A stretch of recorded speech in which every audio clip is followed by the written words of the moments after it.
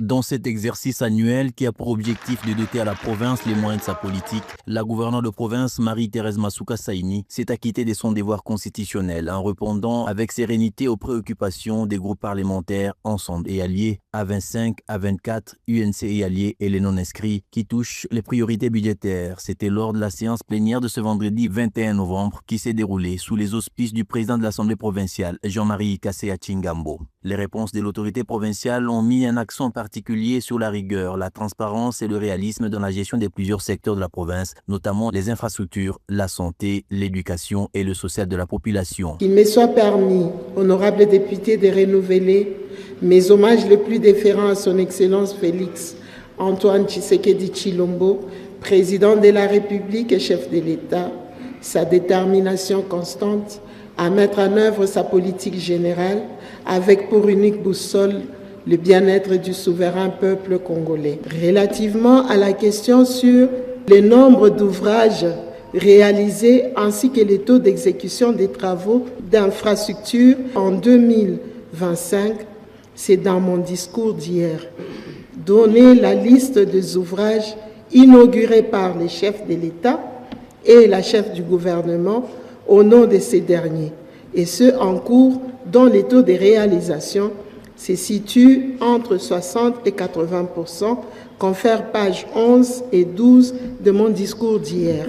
Au-delà de l'aspect budgétaire, cette séance plénière avait aussi une portée pédagogique. La gouverneure Marie-Thérèse Masuka Saini a clarifié l'importance de certains projets en cours en dissipant les confusions relevées par le groupe parlementaire UNC et Alliés concernant certains autres projets. S'agissant de la construction d'un palais de congrès, comme renchéri dans mon discours, celle-ci constitue un nouveau projet différent du village de congrès, lequel a été inauguré en juin dernier par le président de la République, chef de l'État.